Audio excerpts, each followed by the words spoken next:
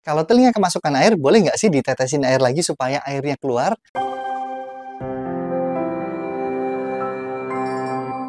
Nah, ini adalah pertanyaan dari Stefani. Jawabannya adalah boleh. Jadi apabila murni memang air ya yang masuk di dalam telinga, boleh kok dipancing, dimasukkan dalam telinga, kemudian dituang kembali. Diulang-ulang aja sampai maksimal, sampai nggak ada keluhan.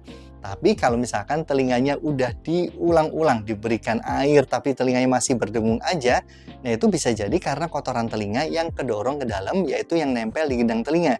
Jadi kalau pada kondisi ini dipancing sebanyak apapun juga sulit untuk keluar. Harus dipastikan ke dokter THT nih. Nanti dipastikan memang benar ada kotoran telinga yang nempel atau enggak. Kalau memang ada yang nempel, biasanya nanti akan dilakukan tindakan pembilasan atau pengambilan secara langsung oleh dokter THT. Telinga berdengung seperti kemasukan air di telinga. Nah, ini adalah pertanyaan dari Yani. Pertanyaan itu, ada sensasi dengung seperti kemasukan air di telinga saya, dok. Udah dilakukan berbagai cara, tapi masih berdengung. Walaupun sedikit mengganggu, apa yang harus dilakukan? Nah, jawabannya adalah berdengung itu bisa diakibatkan karena 3 lokasi berbeda di telinga. Misalkan lokasi di depan gendang telinga karena kotoran telinga atau karena kemasukan air itu bisa menyebabkan berdengung. Infeksi di balik gendang telinga itu bisa menyebabkan berdengung juga. Atau gangguan fungsi dari rumah siput atau koklea itu bisa berdengung juga.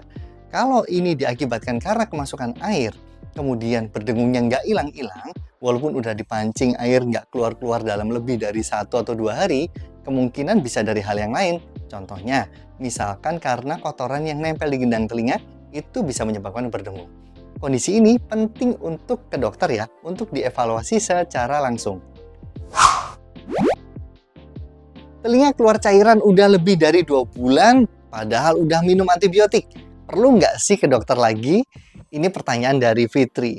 Jadi, kalau misalkan telinganya itu keluar cairan, udah sampai 2 bulan, tetap saya sarankan untuk ke dokter.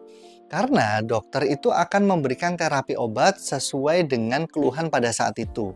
Misalkan pada hari yang paling awal diberikan antibiotik A. Kalau misalkan belum sembuh menggunakan antibiotik A dalam waktu misalkan 5 hari ataupun 1 minggu, dokter akan mempertimbangkan jenis antibiotik yang lain berdasarkan pemeriksaan fisik pada saat itu. Jadi, teman-teman nggak boleh nih sembarangan pakai antibiotik, apalagi mengobati sendiri. Pada kondisi infeksi seperti ini penting banget untuk rutin atau rajin ke dokter untuk mendapatkan terapi yang maksimal.